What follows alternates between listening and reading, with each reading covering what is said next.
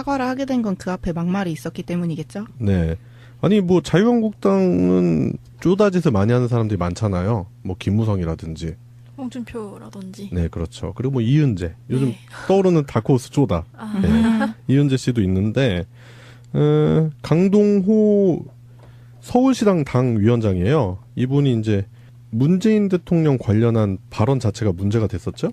그 자리 자체가 사실 그 서울시당이 이제 옮겨가서 개소식을 한 건데 네. 그 개소식에서 나와서 뭐 한마디 할 수 있잖아요. 네. 근데 거기에서 이렇게 특정한 사람이 자꾸 연상되게 했는데 그 누가 생각하더라도 그 듣는 사람들은 문재인 대통령을 저 사람 욕한다고 다 그렇게 느꼈는데 그럼요. 본인은 서랍시고 나와가지고 변명을 하는 거잖아요. 이거 사과 아니에요. 네, 자기가 표현한 게 너무 과격했다고 사과는 했는데 네. 그 앞부분에서 완전 변명을 하는 거예요. 내가 뜻한 게 문재인을 뜻한 게 아니었다. 이런 식으로.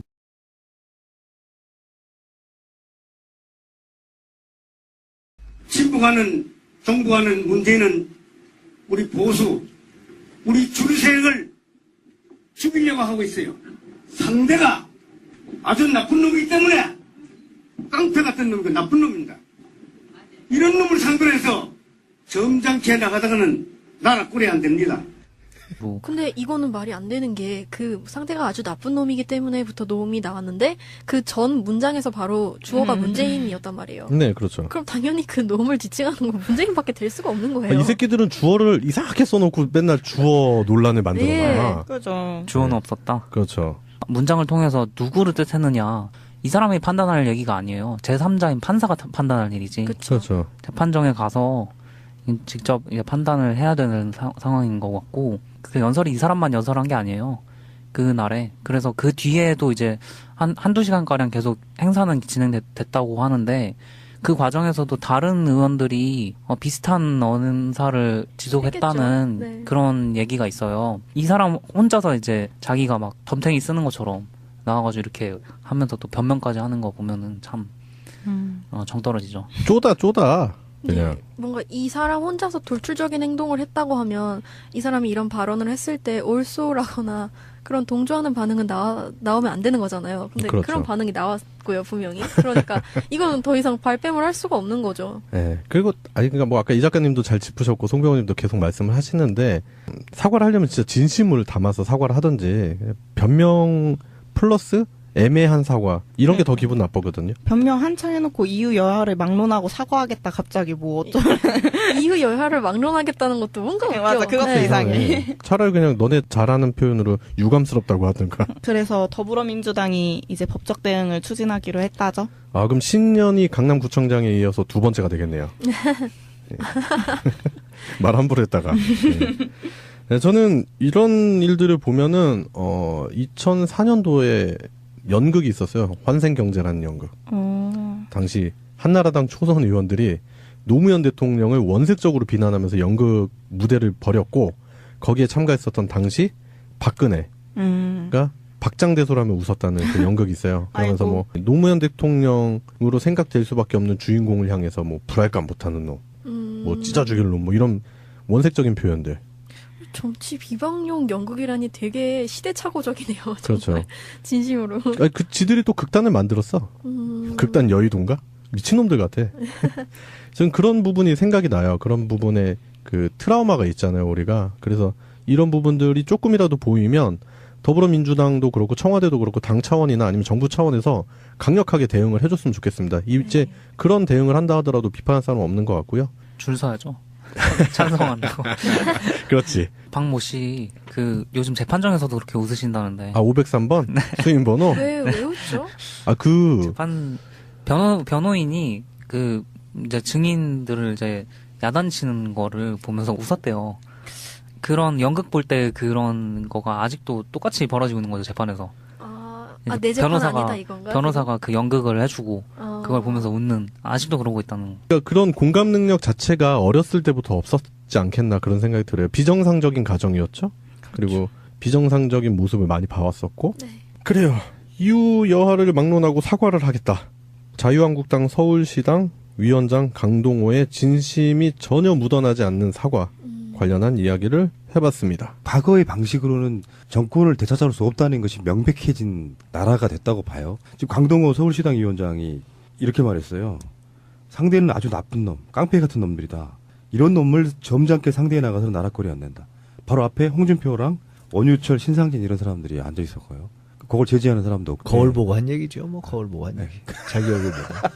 아니죠. 이분들한테 그런 건가요? 헌시한 거죠. 헌시. 충성. 그러니까 이런 말을 할 자격도 없지만 만약에 예전에 우리가 야당일 때 이런 식으로 한 적은 한 번도 없어요. 이쪽은 뭐냐면 비유가 좀 뭐 그랬다든가 뭐 그런 식이었지. 그러니까 귀태라든지 이런 식의 발언이었고 박근혜 대통령 사퇴 정도까지는 한 적이 있다고 그래도 이런 식으로 상욕을 한 적은 한 번도 없거든요. 최순실 게이트 나기 전에 박근혜 대통령 사퇴 우리 한 적 없어요. 요구한 적. 아니, 그러니까 저 정권 초반기에 장하나 의원 같은 경우에 이제 뭐 박근혜 사퇴 이런 정도는 있었지만 아니, 쉽게 이제 비판은 할 수 있으나 그러니까. 저거는 정도를 넘어서는 건 없었어요. 저작거리의 상욕이죠. 네. 네. 그러니까 그거를 공적인 자리에서 한다는 수준 거. 이한 거지 그냥. 네. 더군다나 지금 국민의당 같은 경우도 박주선 위원장이 국정농단에 비유를 할 정도가 되면 야당들이 지금 근데 오버한 네. 거죠. 네.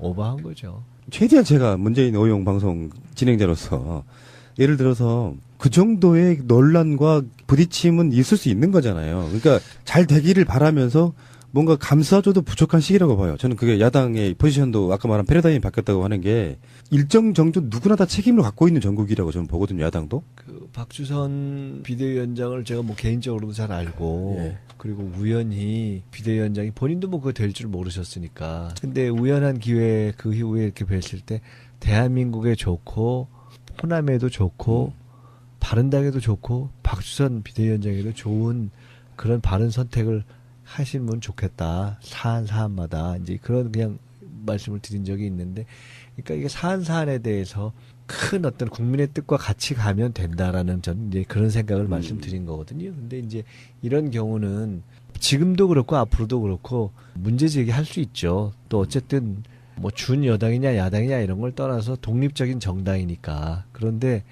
그냥 우리가 합리적인 수준에 생각하면 오버죠, 오버. 국정농단은 지금 뭐 태정부 출범한 지 며칠 됐다고. 그러니까 적절치 않은 저는 그래서 이분들이 적절치 않은 워딩이죠. 이분들이 그러니까 제가 이제 어디 방송 나가서 이제 야당 네 분하고 제가 이제 토론을 하잖아요. 그러면 대선이 끝난 지 한 달이 조금 넘은 기간인데도 여전히 대선 후보 토론회 하는 것 같다라는 느낌을 지울 수 없다라고 얘기를 하는데, 그러니까 이제 자극적인 말로 이제 하고 그것이 언론에 보도되고 그런 게 쌓이면 이제 그 보통의 경우는 지지도에 영향을 미치잖아요. 우리 당의, 그러니까 뭐 더불어민주당의 지지도나 국정 운영을 하는 대통령이 좀 피해를 보는 걸로 될 거다라고 예상하고 지금 같은 형태의 선전전을 펼치고 있는 거잖아요. 그렇죠. 그렇게 하는 게 지지율을 올리는 데는 도움이 전혀 결과로 안 안 나타날 나타나는 거예요. 게 아까 갤럽 여론조사가 그런 게 당연히 안 국민들이 나타나죠. 국민들이 분별력을 갖고 상황을 예의주시하고 있고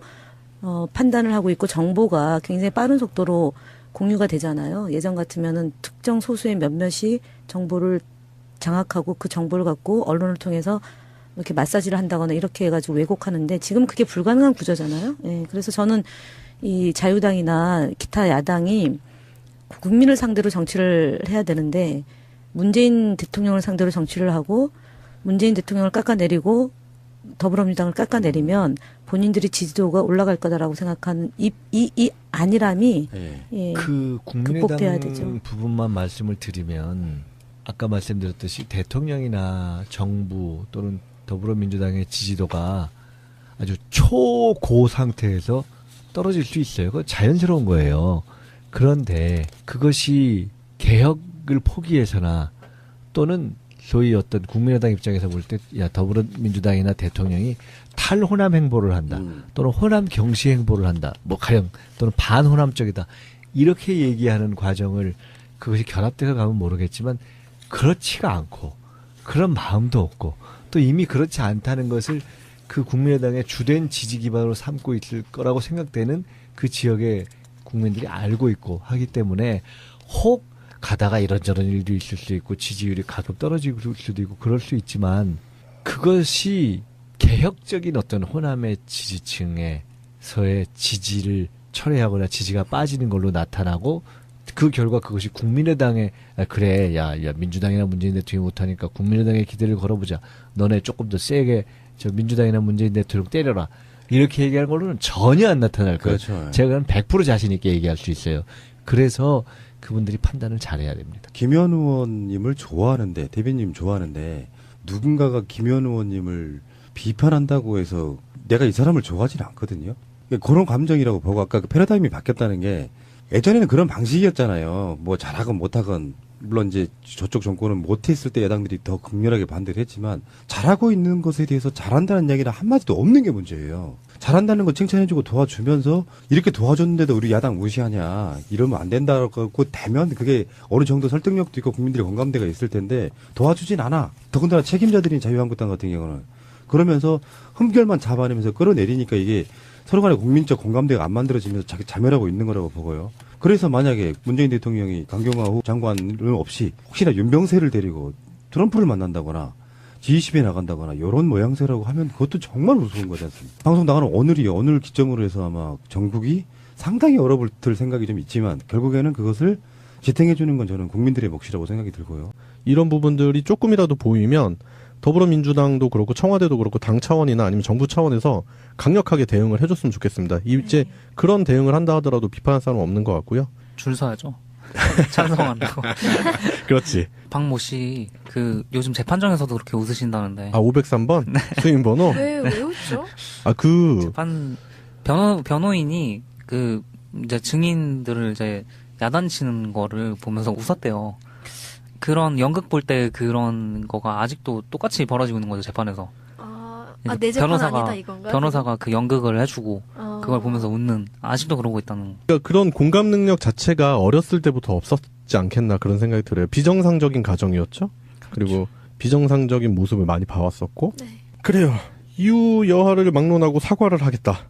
자유한국당 서울시당 위원장 강동호의 진심이 전혀 묻어나지 않는 사과를 하게 된 건 그 앞에 막말이 있었기 때문이겠죠? 네. 아니 뭐 자유한국당은 쪼다짓을 많이 하는 사람들이 많잖아요. 뭐 김무성이라든지. 홍준표라든지. 네, 그렇죠. 그리고 뭐 이은재. 요즘 네. 떠오르는 다크호스 쪼다. 네. 이은재 씨도 있는데 강동호 서울시당 당 위원장이에요. 이분이 이제 문재인 대통령 관련한 발언 자체가 문제가 됐었죠? 그 자리 자체가 사실 서울시당이 이제 옮겨가서 개소식을 한 건데. 네. 그 개소식에서 나와서 뭐 한마디 할 수 있잖아요. 네. 근데 거기에서 이렇게 특정한 사람이 자꾸 연상되게 했는데, 누가 생각하더라도 듣는 사람들은 문재인 대통령을 저 사람 욕한다고 다 그렇게 느꼈는데. 그럼요. 본인은 서갑시고 나와가지고 변명을 하는 거잖아요. 이거 사과 아니에요. 네. 자기가 표현한 게 너무 과격했다고 사과는 했는데, 네. 그 앞부분에서 완전 변명을 하는 거예요. 내가 뜻한 게 문재인을 뜻한 게 아니었다. 이런 식으로.